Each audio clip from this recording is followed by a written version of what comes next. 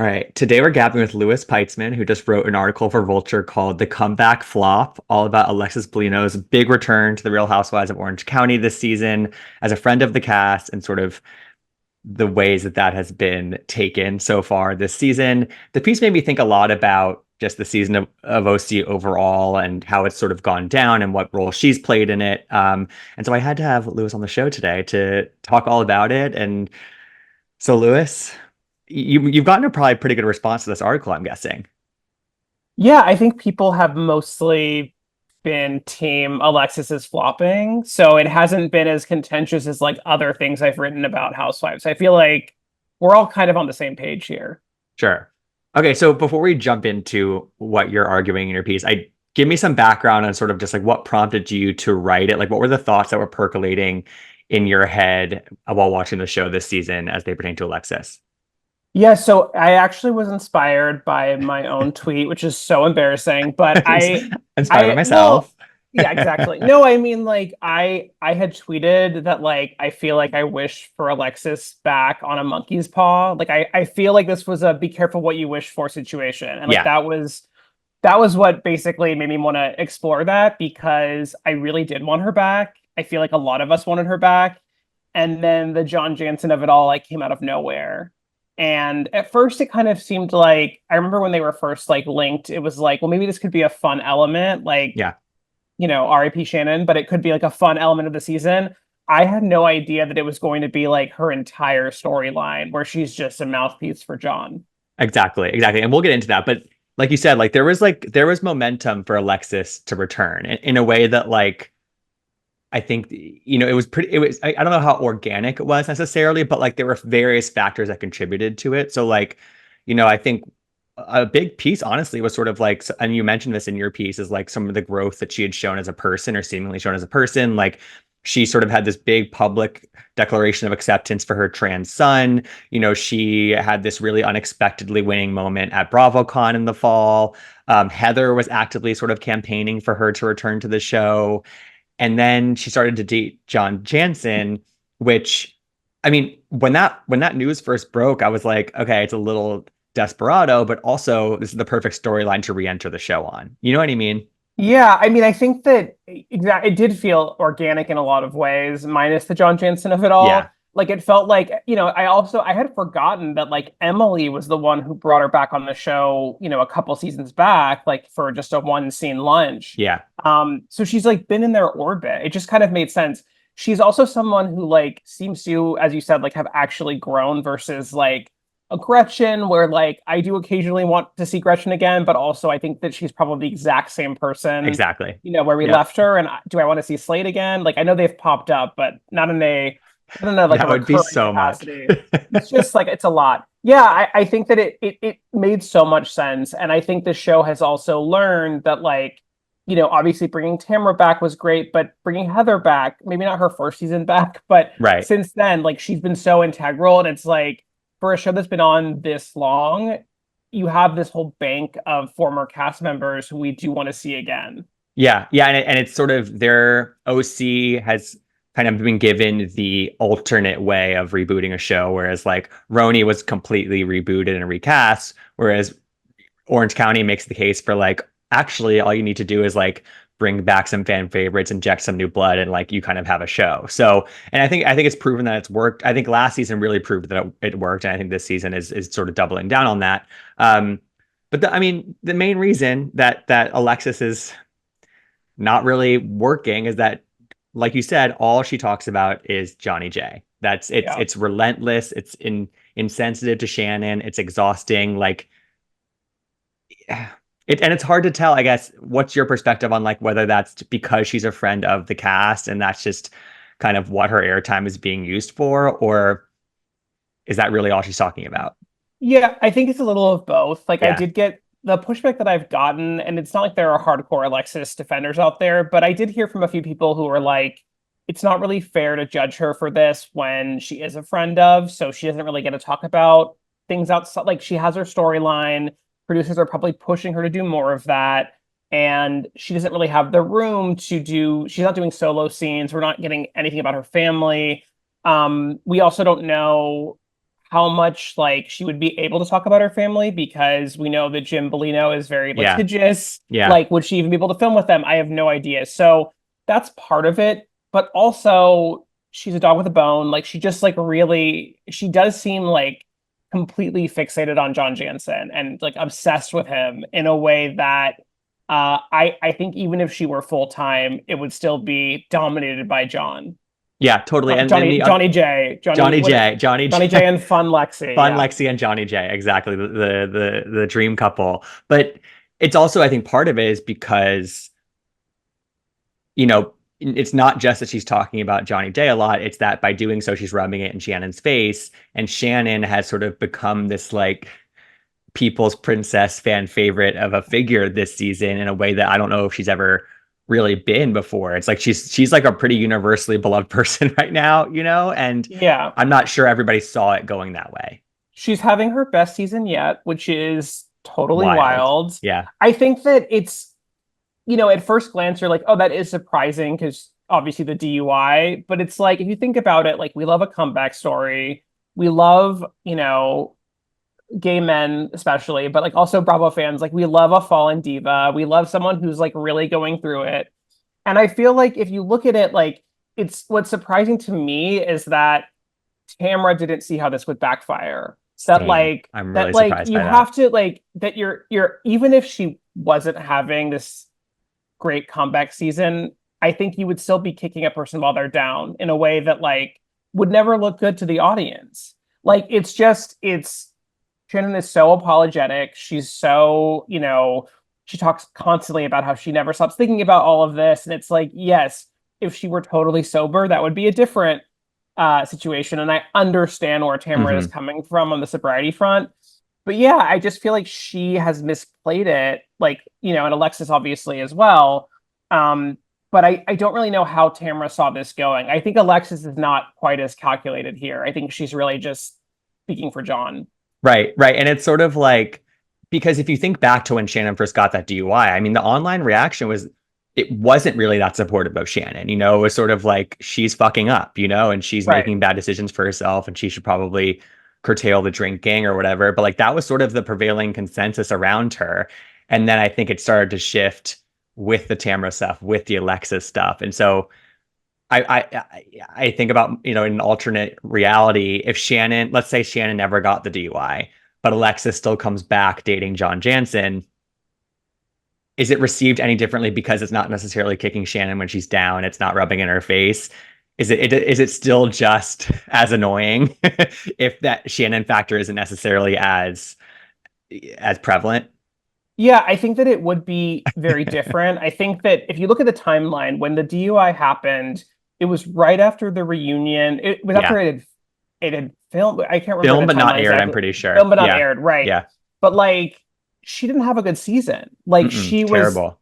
she was having a bad season, and then I think when we saw the reunion and we saw, Gina completely won that fight, and Shannon looked terrible, and Gina also was like, "You probably should look at your drinking." Like, Yeah. it could have gone very differently. I do think though that if she hadn't gotten the DUI, that she wouldn't have Gina and Emily as allies the way that she does. Like, I think that it could have been much more of them on Alexis's side in terms Right. of all this. The part that I don't really understand is like no one liked John Jansen. So I don't really know. Tamara's totally able to fake it and say like, oh, he was always, I had no problem with him. I just thought that like Shannon was the issue. It doesn't actually make any sense, but like she can run with that. I don't know that Gina or Emily were ever going to be like, we love Johnny J and we're on. I don't think so either. Yeah, it's No, just no. he's the problem. Yeah. But I do think the Gina and Shannon connection in particular, because they both sort of gone through a lot of the same things. I think that's kind of an endearing point of just to see that connection and the like. I mean, Shannon came into that first event at Heather's and like she kind of had her tail between her legs. She knew she had to apologize to Gina, and she did. And Gina accepted it right away, I think, because they both recognized that it would be beneficial to be connected, and Yeah. I'm glad that that happened. But I did want to kind of pull on the thread that you kind of mentioned was, about Tamara and Heather to a lesser extent, sort of just really, and Alexis misreading the room. And like, Yeah. they're, I remember when they were filming and we saw on Instagram, they kind of were presenting as this like trio, and I think they wanted to be called like, it just felt like they wanted to be like called like this dream team almost, you know, like they're really kind of connected, Tamara in particular. But it's just wild that these two pros of Housewives, Heather and Tamara, are sort of dying on this hill of Alexis, considering how she's acting and how she's treating Shannon. Yeah, I think Heather's sort of playing both sides a bit more. Yeah, I don't know that the reunion should be interesting because I very feel like interesting. Yeah, we'll see. But Heather is distracted by this like bullshit with paparazzi. Not that the Katie. claim is bullshit. I would not be shocked if Heather called the paparazzi, but like the storyline is like kind of pulling focus. Yeah, So I don't, and I think Heather also is giving Alexis good advice. Like Heather is the one who's saying like you gotta like take it down a notch. And I think the unspoken thing there when she was like you should try to be friends with Shannon was like for show purposes you cannot come out swinging and then just like keep at it the entire season right. because it's not going to work. Like she's never going to get asked back at this rate. You have to be able to realistically film with other people, and it's like she is coming in alienating like a key cast member. So I think Heather is, she's Trying very to goad her strategic. I into the think right she's trying to, direction. yeah, I Yeah, think she's trying to get Alexis to like back off and be someone viable on this show. yeah, and but it's like, and then do you think that Tamra? Do you think she thinks back to when Shannon first got that DUI, and she's like, oh, people like were dunking on her, and that's what she thinks the public sentiment was still going to remain that way, or like, because I think that Tamra has shown she's down to sort of like kind of sacrifice herself for the sake of the show and to like keep things moving forward. But like this is just a very extreme example of doing that. Yeah, but I think Tamara has bad instincts. Like, I think that what's interesting about Tamara is that she has Yeah, incredible staying power. Like, yes, she was fired, but she came back. Like, she is an iconic housewife. She defined housewives as we know it. She was the first housewife to really confront another housewife and yeah. create drama, Did you go to Bass Lake? Yeah, do it at Bass Lake, change the entire franchise. Like, it cannot be understated, like, how important that was.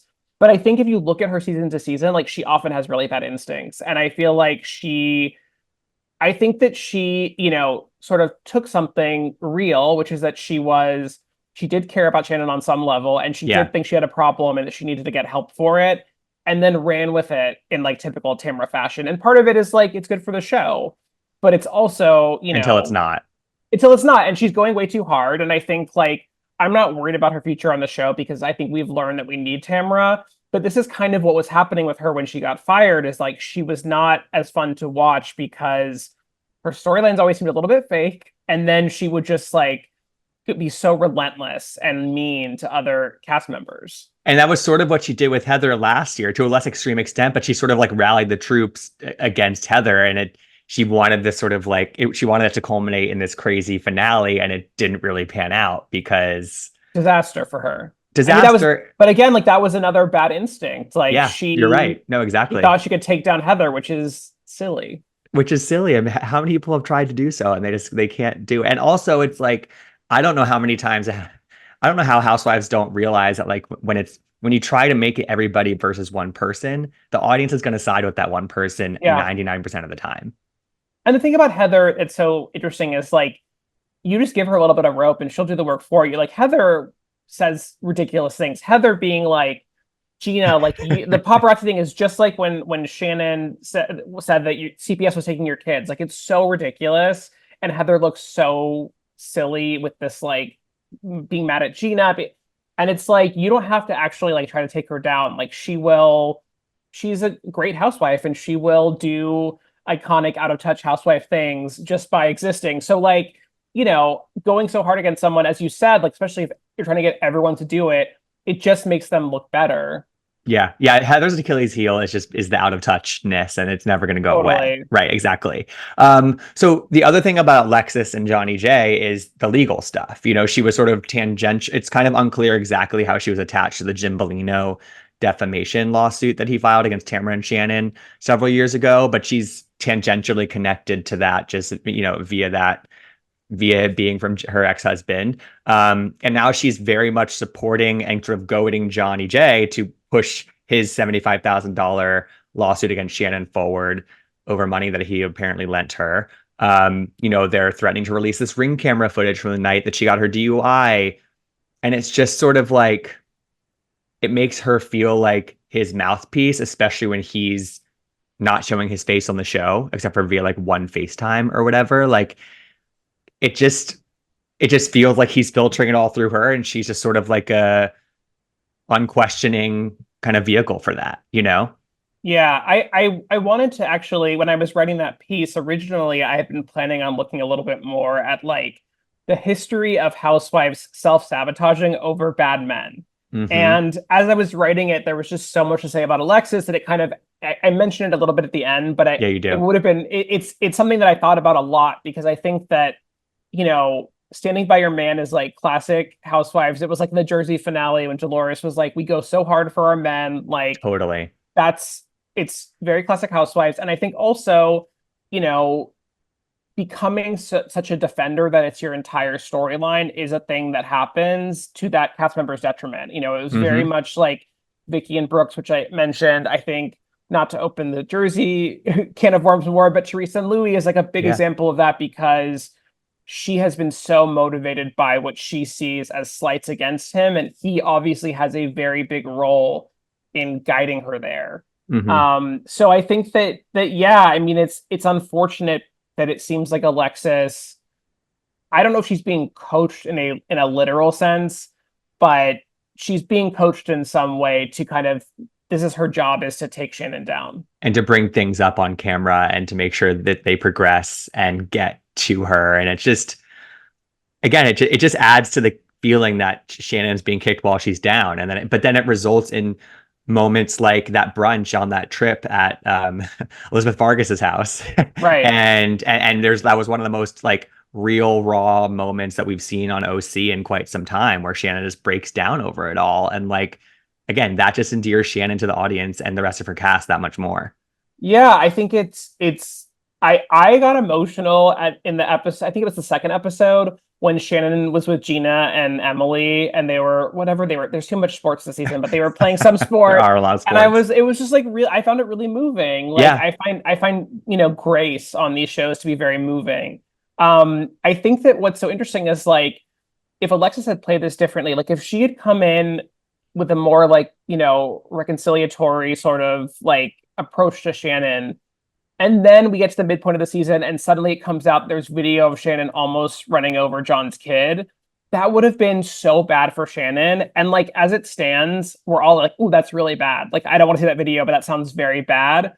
But we're not abandoning Shannon's side because it's just been the way it's in this context. It's been like this nonstop onslaught against her. Right. So we feel defensive of her. Right. And now I'm another alternate universe that I'm picturing is like, you think about this idea that all she talks about is Johnny J. She's a friend of the cast, so she doesn't get any sort of home solo scene. She doesn't get any of that sort of added context in terms of like what's going on in her life. But it also just, I mean, and going off of what Katie said in a confessional, where it feels like they're getting to know John Jansen more, better than they're getting to know Alexis. It's clearly all she was talking about during filming, and it's like if they had again, alternate universe. Let's say she was introduced instead of as Tamara's friend, as Heather's friend. And her first scene on the show being reintroduced to the audience was a sit down lunch or dinner with Heather. And they're talking about their shared experience as parents to a trans child. And it's this really emotional, endearing moment. And then she gets introduced to the group again. It would have immediately kind of colored in the lines differently for her. And Yeah. I just if that scene has happened, they wouldn't have edited it out. Like that, I don't know if that scene No. ever happened, but like that's Well, just sort of the only way it might have been filmed and not aired is if it's a Jim Bellino issue, which is yeah, like you're right. it's possible But that like but like are they allowed to be told not to even mention their children? I don't know. I Okay. think you could probably talk around it, maybe not use Right. any names. Right. I don't know. But it's like But but they could have talked around that in some sort of way and sort of how that has connected them. And because yeah. Heather's mentioned that in interviews before, and it's just like it's a really beautiful thing. And it would have it just would have it would have helped Alexis's case, I guess. I agree. I mean, I was really hoping for that. I do feel like maybe we expected too much growth Yeah, from maybe. Alexis. And it's Yeah. like if you when I was like writing that piece and I was sort of looking at past seasons with her and I was like, oh, I mean, she said and did a lot of really dumb things. Like, I don't know how she's obviously grown, but like how much has she grown? And I think Right. it's like, you want to see someone who's like completely a different person, but at the end of the day, like it's still Alexis. It's still Alexis Hmm. Bellino. And so maybe the bar was too high. Maybe we were just expecting a level Yeah. of growth that was never there. Yeah, totally. So I do want to compare a little bit just to sort of have a point of comparison. Compare the return of Alexis to the addition of Katie this season, to the addition of Jennifer last season. Taylor Armstrong came back as a friend or joined the show as a friend for one season last year. When you think about those comparisons and maybe like a Jennifer who has been a really amazing addition to the show, what are some of those key differences that can just highlight what Alexis is doing wrong? Yeah, I mean, I think that Katie is not doing a great job either. And I think that in a similar way to Alexis, like, coming in with a vendetta, I think with Right. Katie, it probably is more about like she's new, she knows she has to create storyline. Make impact. Yeah. She had this like receipt that's not a receipt. Like I get what she's doing, but it's setting her up for failure. And I think that, I the reason that Alexis to me is doing so much worse is because like we know Alexis and we had expectations for her. Katie is a new housewife. I think she has a good vibe, but Hmm. she may be one and done, and it wouldn't be. I'll forget about her. Next season. I think that Jen is an example of someone who came on the show like the exact right way. She just was like a natural fit. She had real relationships. She, tried with everyone to form real relationships. And then, Tamara sort of helped her by putting her on defense, even though I think we all were like, Ryan seems really sketch. We were still like, again, Tamara attacking makes us care more about this Exactly. person. Totally. So, Totally. and Jen's like so sweet. Like Jen just seems like the sweetest person. So, And also Jen's um, opening up about her life in such a authentic way and in such a like just she's such an open book in a way that it just doesn't feel put on at all. It just yeah, feels like this is very natural for her in some weird way and that sort of makes her it gives her potential for being a really amazing housewife down the line. she feels like a classic OC housewife. She feels like she could have been dropped in season 3 or 4, Absolutely. and we would have, I think she feels like a real person, but also like a little bit of a space cadet, which is what we Yeah. want. Like we want Yeah. someone who is out of touch, someone who is like, A I little can't, naive. I can't Yeah. pay rent, but of course I'm not going to sell my Rolex. Like we need like that kind of delusion for these shows to work. So, and I think the problem with a lot of new housewives is they're too studied. They've been watching these shows Absolutely. for ever, and they come in with an idea of what a housewife is. And I feel like Jen didn't have that. Um, Katie, I think, is again, she's coming in with this like she knows she has a mission here, and it doesn't make it feel very real. And then for her to kind of fight with Gina, where she's like, I thought you were my soulmate, my sister, or whatever. Like she's kind of just creating this like there's not a real friendship there, and we all know that. So it's a little bit like I don't care that Gina made you cry. No offense. It's just like there's no real history there. You met at Sutton's party, like Right. I just think that new additions to these shows, they overestimate the importance of having a conflict in the first three episodes. It's yeah, like I would much prefer someone to be a slower burn in their first season and like for the conflict to authentically emerge, maybe on the first sort of mini girls trip that they take 5 episodes in, or you know what I mean? Like if we had spent the first 5 episodes just getting to know Katie and her getting her feet wet in the group and not really asserting herself yet, like that's okay, because yeah. there's 15 episodes for her to make that impact and have it be more organic.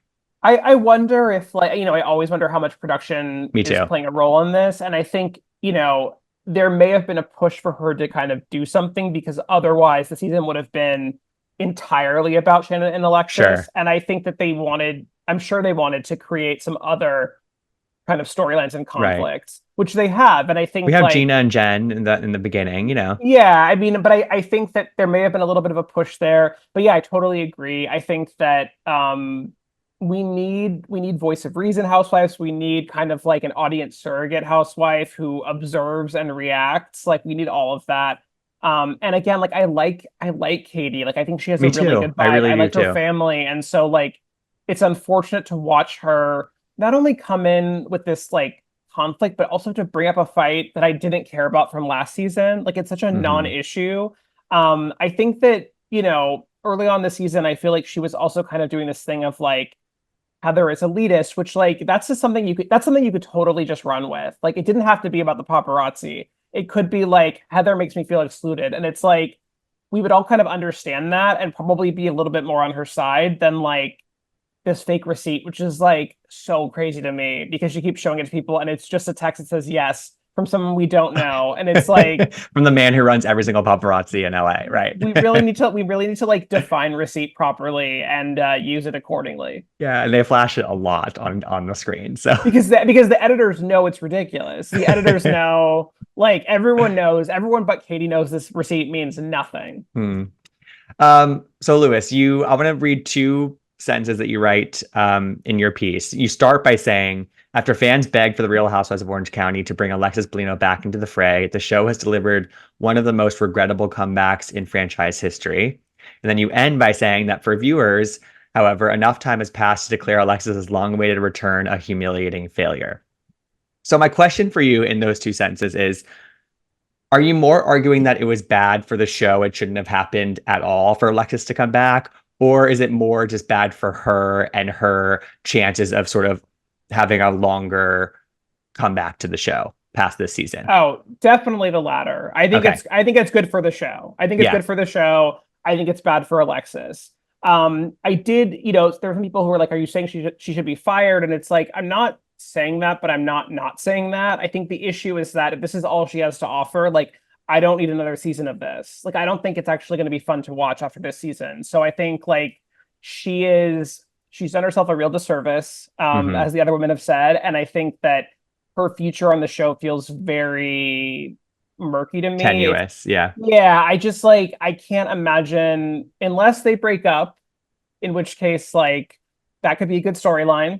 That could be a great Um, storyline. I don't really see her coming back. It is good for the show. It's good for the show, although I will say that like, we were just saying like they've kind of needed some other conflicts aside from Shannon versus Alexis. I don't love a season that feels dominated by one thing, and I don't Hmm. love how much we're talking about John Jansen. Like it is relentless. So I feel like it's good for the show to a point. We need a little bit more, and I hope that I don't know what's going to happen in the back half of the season, but like I hope that Alexis gives us something more to work with before I the know. end. I know. And I feel like it's gonna at least move away a little bit from her because she's not going to be on the cast trip, and which Shannon openly disinvite or Right. tells her she's not invited to. So she clearly is not going to get airtime during that. Friends of don't really get like back home segments while the rest of the cast is on a trip. But I totally agree. It's like if they broke up after the reunion, before the reunion, like that's a pretty compelling opportunity, I would say. It just does Alexis have the skill set as a housewife to recalibrate in that way? Like I think she's kind of showing us that she maybe doesn't. Um, I think that I mean it would be interesting to see. I think that Shannon absolutely does have Shannon is like Shannon's a great housewife. I yes. think that if Alexis and John broke up and production was like, y'all gotta film a scene together and talk about this, I think Shannon would absolutely sit down with Alexis and be gracious to some extent because she knows that would be good for the show. And Yeah. she knows that like It gives her a storyline too. them bonding over their shared, terrible ex would be good for the show. But I don't know if Alexis and John are going to break up. Like I, I think there's Alexis is dying on this hill. She wants the wedding, I think, oh I if they That's what I if, think. if they like brought her on full time and made us sit through a John Jansen wedding, I don't know if I could forgive production. No, that would be tough. And I also, again, I think that obviously she's been frustrating to watch, but one of my biggest hangups is just the fact that he can't show his face, basically. Right. I don't really want him on the show, but like, I just think it's so fucking annoying that he gets to basically be on the show without being on the show. He gets all the benefits without having to actually put himself out there. And I think it's Yeah, I don't know if this is. I don't know if this is serving him well, but he's I don't think obviously so either, but he's he thinks it trying. is. Yeah, and He's using it as like a PR machine for him, or like a messaging machine for himself. I feel mixed about that because I feel like what he's actually I feel like he had to know this wasn't actually going to make him look better because nothing he's doing is making him look better. I think it's just revenge against Shannon for whatever reason. Like he wants to destroy her. Like I think this is really more about how bad can I make Yeah, Shannon you're look than right. how good can I make myself look. Because if he wanted to, he could film something and he could be really sweet to Alexis and he could kind of show a softer side of himself than we ever saw when he was with Shannon. But I think he just wants dirt on Shannon to be put out there. I think he really, Yeah. seems to blame her for his bad reputation, which I would argue barely existed. I think if he had just like gone away, we would not think about John Jensen at all. Ever. But yeah, I mean, I think he really, really wants to destroy Shannon. And try as he might, he won't do it. No, Shannon Beador, that is one resilient woman. So I wonder if, yeah, I mean, I'm wondering if he will release the videos. I think that would be obviously it really would complicate awful. things. Yep. Um, I would guess if they're coming out, it'll be right before they film the reunion. Because it feels like the kind of thing that they would want to sort of ambush her with in that context. But I don't know that Bravo would want to air those. I Like, know. I don't so know if they would. I think it's more likely that John loves the media, that he sends it to some outlet that's willing to publish those videos. Radar online or something, just Yeah, call it a day. and then it's And then it's right out before the there reunion. and they can Yeah, refer to them. Exactly. yeah. Exactly. Well, Louis, anything else about this season of Orange County that sticks out to you? I mean, I feel like we've mentioned most of the big storylines because a lot of them do tie back to this central issue. Yeah, no, I'm loving this season. Yeah. I love Orange County. I'm so glad we were in the trenches for a long time. We really went through it. And I think the benefit of these shows that have been on forever is like, yeah, there are some weaker seasons, but like we've been with these women for so long, and now we're getting someone back that we hadn't seen in a decade, but that we knew it It's really pretty well at the epic. time. So it's like, yeah, you kind of have to tough it out to get to these amazing seasons. And it makes me think about Jersey and my hope that like we find some way forward that doesn't revolve around a total reboot because I Yeah. just feel like history is so important and I really I think I really do like the New York reboot, but I think we're all dealing with the fact that we don't know these women well enough. So OC is a great reminder that you got to just like find a path forward with the cast that you have. Even if you have to get rid of some, bring back others. Like history matters. Women's stories matter. Women's stories And matter, especially when told I over the course of several decades. And exactly, yeah, and exactly. it is so important to have that tie back to the original, whatever that means, and whether that's one person or whatever. I think of the Roni reboot as a different show, basically, Yeah. but it's still lacking something just in general as a Housewives franchise. And we just don't know them. We just don't know them well enough. But like you said, well, Louis, where can people find more of your writing? That I'm going to link to the article, obviously, in the show notes because everyone needs to read this. But do your plugs before we sign off.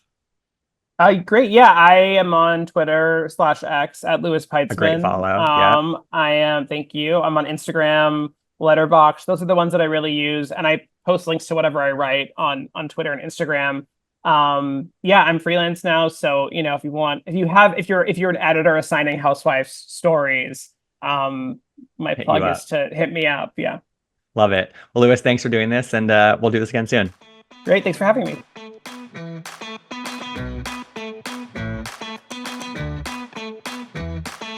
I want to gab.